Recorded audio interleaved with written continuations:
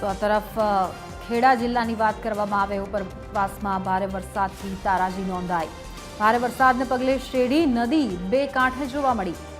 નદીના પાણી ઠાસરાના નીચાણવાળા વિસ્તારોમાં ઘૂસી આવ્યા। ગ્રામ્ય વિસ્તારમાં અનેક ખેતરો બેટમાં ફેરવાયા। ખેતરોમાં પાણી ફરી વળતા ખેડૂતોને મોટા નુકસાનની શક્યતા। મીઠાના, મુવાડા, ડભાલી અને વાડજ ગામોમાં પૂરની પરિસ્થિતિ જોવા મળી રહી છે। તો નદીના પાણી ડાંગરના પાક પર ફરી વળતા મોટા પાયે નુકસાન। નદીની સાફ સફાઈ ન થતાં પાણીનો પ્રવાહ આગળ નથી વધી રહ્યો, જેના કારણે પાણીનો ભરાવો જોવા મળ્યો। ગત વર્ષના નુકસાનનું વળતર હજુ સુધી ખેડૂતોને મળ્યું નથી અને આ વખતે ફરી એકવાર નુકસાનનો વારો આવ્યો છે। ખેડૂતોમાં રોષ જોવા મળી રહ્યો છે। આ વિસ્તારમાં પૂરની સમસ્યા વારંવારની છે અને ખેડૂતોને વારંવાર હાલાકીનો સામનો કરવાનો વારો આવે છે।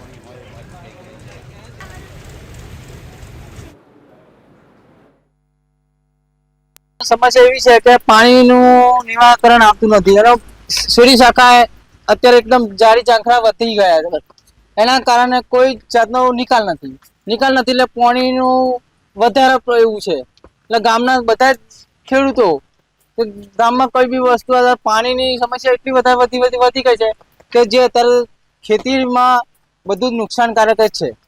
અત્યારે પાણી ગામમાં બધે પૂરતો પડે છે અને આ બાજુ જે પાછળનો ભાગ જોઈએ છે ત્યાં આગળ ખેતરમાં લોકો રહે છે, ઘરો છે, બધા ગામ ને પરાવાળા બધા એકબીજાના સંપર્કમાં નથી।